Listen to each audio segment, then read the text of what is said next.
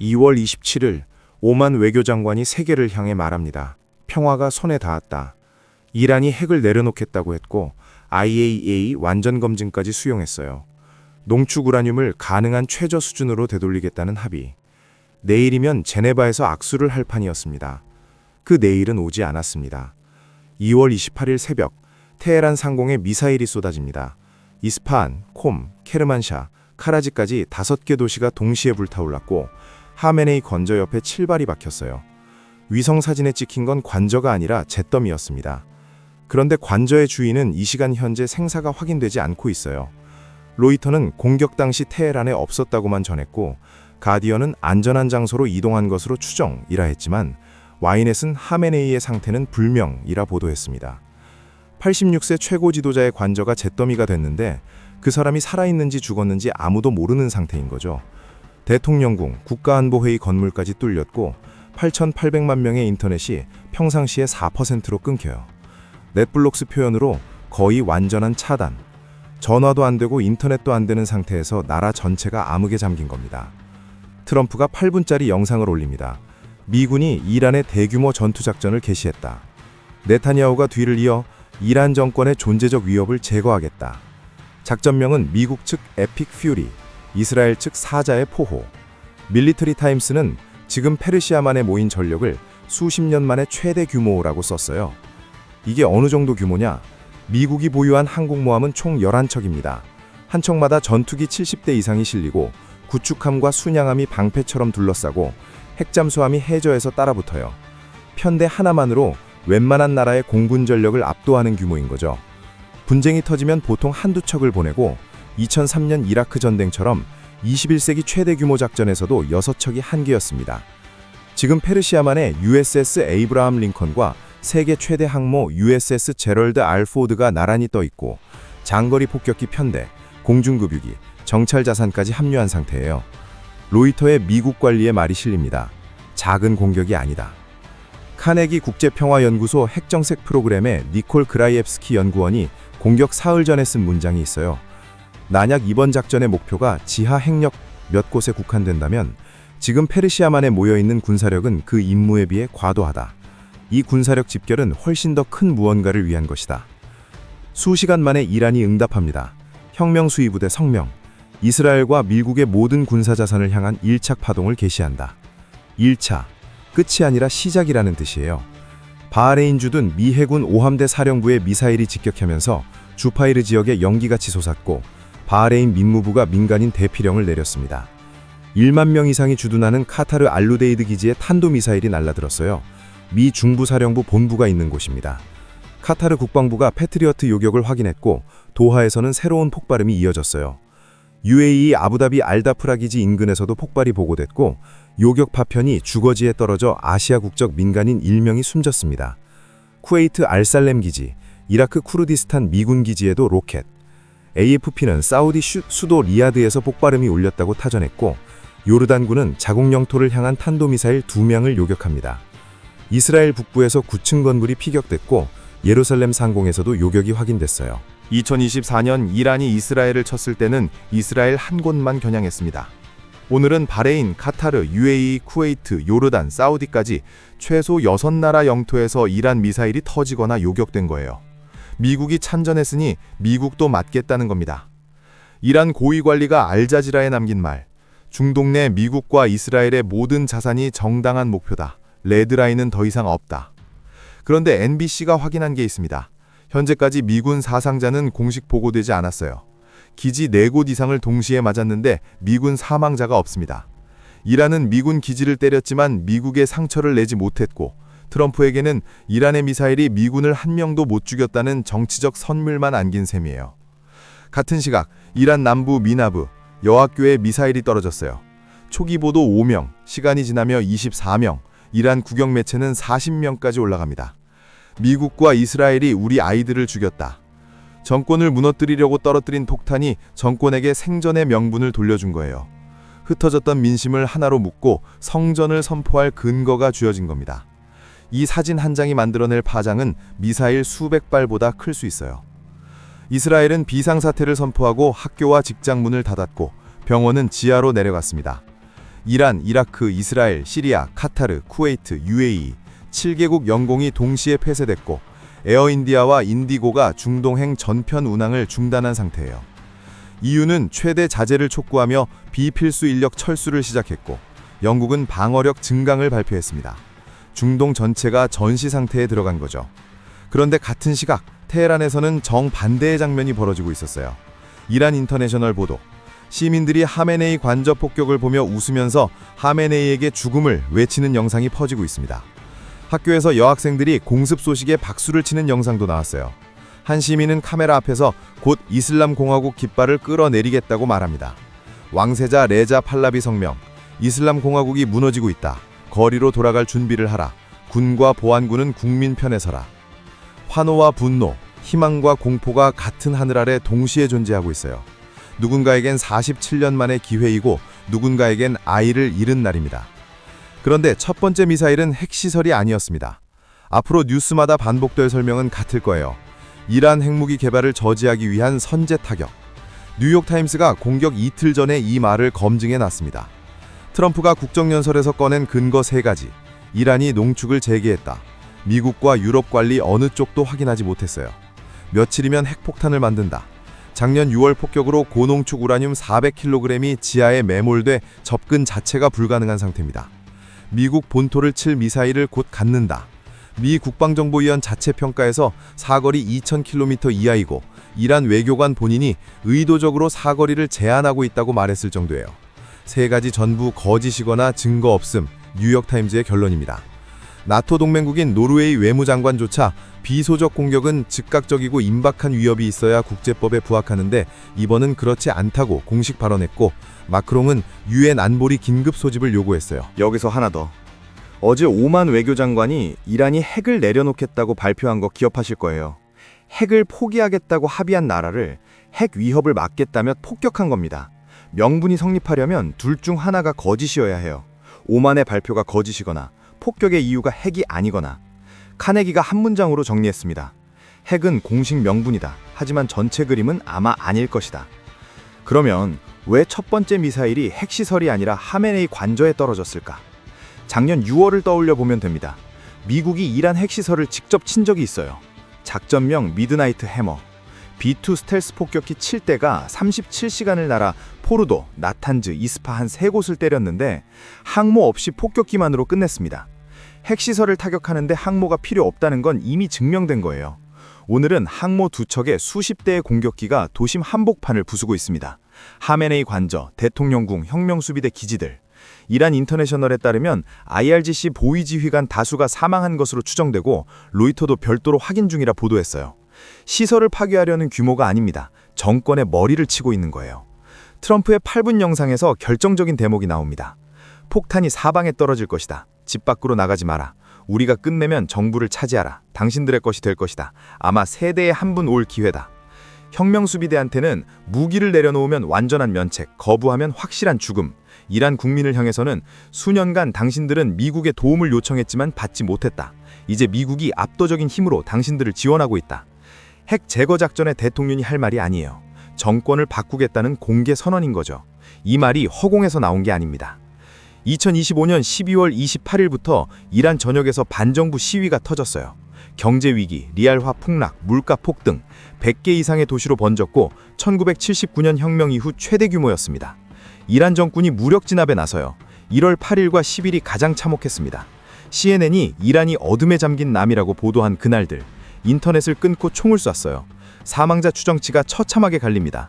이란 정부 발표 3,117명, 미국 기반 인권단체 추정 7,000명, AP와 타임지 추정 3만에서 4만 3,000명. 숫자가 이렇게 벌어진다는 것 자체가 그 진압이 얼마나 참혹했는지, 그리고 이란 내부의 정보가 얼마나 차단돼 있는지를 동시에 보여주는 거예요. AP가 2월에 쓴 문장이 있습니다. 정부의 압도적인 폭력이 이란 국민에게 절망을 안겼고 일부 시민들 사이에서 미국 공격에 대한 희망을 낳았다. 자기 나라가 폭격당하기를 바라는 국민이 존재하는 나라. 3만 명 넘는 이웃과 가족을 잃고도 살아남은 사람 중 일부가 미국 폭격기를 기다리고 있었던 거예요. 트럼프가 1월 13일에 한 말, 이란 시위대를 지지한다. 도움이 오고 있다. 2월 13일에는 이란 정권 교체는 일어날 수 있는 최고의 일이라 했어요. 2월 14일 로이터 단독, 미 군리들에 따르면 미군은 이란에 대한 제한적 타격이 아닌 수주간의 지속작전을 준비하고 있다. 오늘 그 준비가 실행된 겁니다. 바깥에서 폭격이 정권의 머리를 치고 안에서 시위의 불씨가 다시 타오르기를 기다리는 구조예요. 프린스턴대 분석은 이걸 외부 군사행동과 내부 정권 붕괴를 동시에 설계한 작전이라고 읽었습니다. 2023년 10월 7일 하마스가 이스라엘을 기습합니다. 건국 이래 최악의 하루. 이후 이스라엘이 움직인 순서를 보면 패턴이 보여요. 가자에서 하마스를 짓밟고 레바논에서 헤즈볼라 지도부를 하나씩 제거하고 예멘 후티 거점을 타격합니다. 셋은 서로 다른 나라에서 다른 깃발을 들고 있는데 주머니를 열면 같은 곳에서 돈이 나와요. 헤즈볼라의 연간 7억 달러, 레바논 정부 연간 예산이 약 35억 달러인데 헤즈볼라 혼자 그 5분의 1에 해당하는 돈을 이란에서 받고 있는 거예요. 사실상 국가 안의 국가를 이란이 먹여 살리고 있었던 겁니다. 하마스의 연간 3억 5천만 달러, 후티에는 돈보다 더 중요한 게 갔어요. 탄도미사일 기술과 드론 기술. 매년 10억 달러가 넘는 돈과 무기가 이란 혁명수비대에서 흘러나가고 있었습니다. 이란은 이 네트워크를 저항의 축이라 불러왔고 이스라엘은 47년간 이 축에 피를 흘려왔어요. 나무로 비유하면 정확합니다. 하마스, 헤즈볼라, 후티는 가지예요. 이스라엘이 10월 7일 이후 한 일은 가지를 하나씩 쳐낸 거죠. 그런데 아무리 쳐내도 뿌리가 살아있으면 다시 자랍니다. 그 뿌리가 테헤란에 박혀 있었고 오늘 뿌리를 캐러 간 겁니다. 뿌리가 뽑히면 어떻게 되느냐? 헤즈볼라 자금줄이 끊기고 하마스 무기 보급이 멈추고 후티의 미사일 기술 이전이 소멸해요. 47년간 이스라엘을 둘러싸고 피를 뿌려온 네트워크 전체가 한꺼번에 정지하는 거죠. 이란이 빠진 중동을 그려보면 윤곽이 잡혀요. 이스라엘을 정면에서 견제할 군사력과 의지를 동시에 가진 나라가 이란 하나였습니다. 사우디는 예멘 후티 하나 수년째 못 잡고 있고 이집트는 19세기 중 19년 이후 이스라엘과 싸우길 포기했고 시리아는 내전에 뼈대만 남았고 이라크는 2003년에 미국이 허물었어요. 터키는 나토 소속이라 전면전 구조가 아닙니다. 이란이 사라지면 이스라엘은 중동에서 견제받지 않는 유일한 핵 보유국이 되는 거예요. 네타냐후에게 이 전쟁은 개인적인 의미도 있습니다. 국제형사재판소 체포영장이 나와 있고 국제사법재판소는 점령이 불법이라 판결했고 가자에서 벌어진 일에 세계의 비판이 거세요. 국내에서는 인질가족 시위와 연립균열, 전쟁이 터지면 카메라가 가자에서 테헤란으로 돌아가고 국민은 비판 대신 국기 아래 모이게 됩니다. 알자지라 분석, 이스라엘은 원하는 곳을 원하는 때에 타격할 수 있다는 절대적 억지력을 재확인하려 한 것이다. 조지타운대 캄나바 교수의 평가, 이스라엘이 협상 자체를 탈선시키기 위해 설계한 공격이다. 여기까지가 이스라엘의 그림이에요. 뿌리를 뽑고 견제자를 제거하고 물류 허브를 울리고 국내 정치 위기를 전쟁으로 덮는다. 그런데 이스라엘 혼자서는 이란 본토를 뚫을 수 없습니다. 항모 두 척을 가진 나라가 와야 해요. 미국이 왔고 미국이 온 데는 이스라엘과 전혀 다른 훨씬 더 큰 셈법이 깔려 있습니다. 이란이 수출하는 원유의 약 90%가 중국으로 갑니다. 알자지라 2월 22일 보도예요. 하루 170만 배럴이 다크플릿이라 불리는 유령 유조선에 실려 미국 제재를 우회해서 중국 항구에 닿고 있어요. 다크플릿이 뭐냐면 선박 자동 식별안치를 끄고 국적을 위장하고 해상에서 배 사이에 기름을 옮겨 실으면서 추적을 피하는 유조선 네트워크입니다. 중국은 이 루트를 통해 국제 시세보다 배럴당 10달러에서 15달러 싸게 이란 원유를 사들이고 있는 거죠. 중국 전체 원유 수입에서 이란산 비중이 약 15%에 달하는데 대체 공급선이 마땅치 않아요. 사우디나 러시아산으로 돌리면 할인이 사라지고 물량 확보 경쟁이 치열해지면서 중국의 에너지 조달 비용이 구조적으로 올라갑니다. 2021년 중국-이란 25년 전략협력협정. 이란의 석유, 가스, 석유화학에 3천억에서 4천억 달러, 한화 400조에서 500조 원을 투자한다는 내용이에요.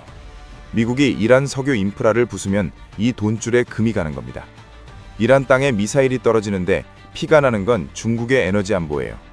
오늘 부쉐르 항구 인근까지 타격을 받았습니다. 부쉐르에는 이란 유일의 원자력 발전소가 있고 페르시아만으로 나가는 에너지 수출 동맥이 지나가요. 원자로 손상은 미확인이지만 이 동맥이 물리적 사정권 안에 들어왔다는 것 자체가 메시지인 셈이죠. 호르무즈 해협을 지도에서 한번 보면 이해가 됩니다. 가장 좁은 곳이 33km, 북쪽 해안이 이란 영토이고 남쪽이 오만과 UAE 영토예요. 지금은 이란이 북쪽에서 해협을 막겠다고 위협할 때마다 세계 경제가 흔들리는 구조입니다. 하루 2천만 배럴, 전 세계 해상 석유의 20%가 이 수로 하나를 통과해요. 금액으로 따지면 연간 5천억 달러, 한화로 약 650조 원어치의 에너지가 이 좁은 목을 지나가고 있는 거예요. 한국은 원유 수입의 약 70%를 중동에 의존하고 일본도 비슷합니다. 이 해협이 막히면 한국의 주유소 기름값이 직격탄을 맞아요. 남의 나라 전쟁이 아닌 거죠.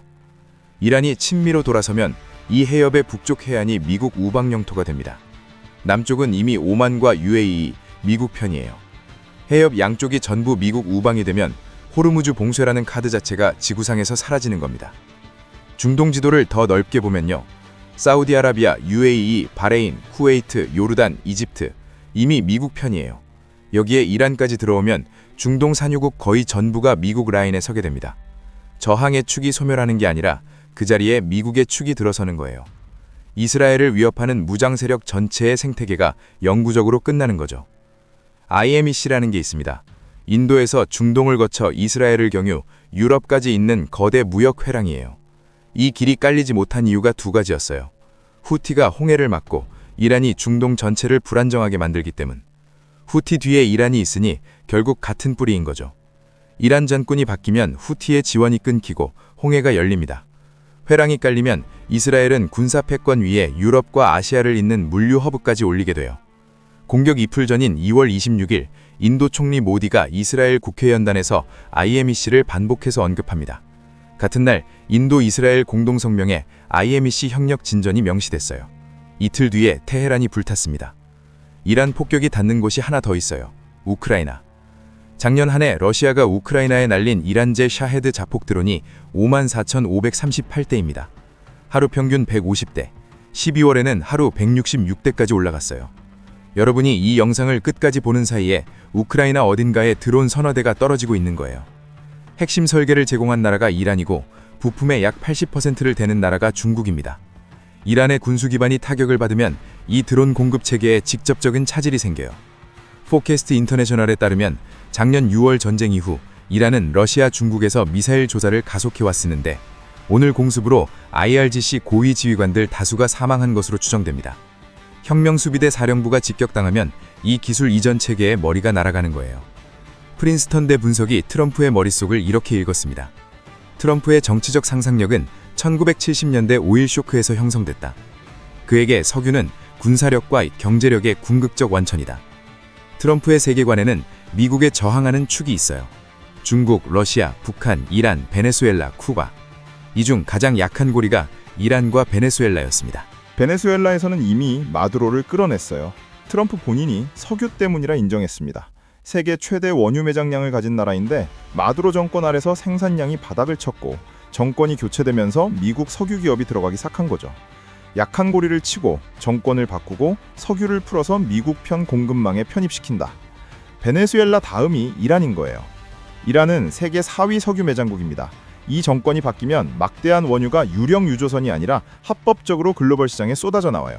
유가가 내려가고 미국 소비자 물가가 안정되고 2026년 11월 중간선거에서 내가 기름값을 잡았다가 되는 겁니다.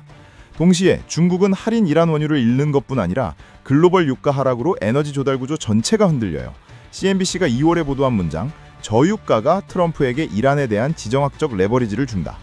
기름값, 선거, 중국 견제, 러시아 약화, 중동 재편, 이란 하나를 치면 이 모든 게 동시에 움직입니다. 한 나라를 쳐서 5개의 판을 동시에 뒤집는 구조. 이게 우연이라고 보기엔 항모 두 척이 너무 일찍 도착해 있었습니다. 그러면 중국과 러시아는 뭘 하고 있느냐? 중국 외교부 성명, 미국의 이란 공격은 유엔 헌장과 국제법을 심각히 위반한 행위다. 자국민에게 이란 즉각 대피를 통보했어요. 400조 원을 묻어놓은 나라가 폭격당하는 걸 성명서 한 장으로 지켜보고 있는 겁니다. 채텀하우스가 오늘 낸 분석 제목이 중국은 이란에 대해 장기 게임을 하고 있다예요. 장기 게임이란 건 당장은 놓을 수가 없다는 뜻이죠. 러시아 외교부는 사전 계획된 무도발 무장 침략이라 규정했고 메드베데프가 말합니다. 평화주의자가 또 진면목을 보여줬군. 이란과의 모든 협상은 엄호 작전이었다. 아무도 진짜 합의할 생각이 없었다. 그리고 덧붙여요. 미국은 249년, 페르시아는 2500년, 100년 뒤를 보자. 100년 뒤를 말하는 건 지금은 할 수 있는 게 없다는 고백이에요. 러시아는 공격 이틀 전에 이란의 베르바 대공 미사일 500기, 추가 미사일 2500발 공급 계약을 맺었습니다. 무기는 팔면서 대신 싸워주지는 않아요. CSIS 분석이 이걸 정리합니다. 이란은 혼자서 지역 전쟁을 원하지 않고 러시아와 중국은 직접 개입할 의사가 없다. 이란의 가장 큰 두 우방이 입만 열고 손은 놓고 있어요. 결국 이란은 혼자인 겁니다. 사우디아라비아의 행보를 보면 이 구도가 더 선명해집니다. 공식적으로는 이란의 걸프국 보복 공격을 이란의 침략이라며 강력히 규탄했어요. 그런데 사우디의 2월 원유 수출량이 하루 730만 배럴로 조용히 늘어 있습니다. 이란 원유가 시장에서 빠지면 그 자리를 자기가 채우겠다는 거예요. 입으로는 전쟁을 비난하면서 주유 소문을 더 크게 열어놓은 셈이죠. 오펙 플러스는 이란 사태 직후 증산 확대 검토에 들어갔어요. 이란의 숙저이자 순위파의 맹주가 이미 이란 이후를 준비하고 있다는 뜻입니다. 왜 하필 오늘이었는가? 두 개의 시계가 돌고 있었어요. 이란 동쪽에서 파키스탄과 아프가니스탄이 전면전입니다.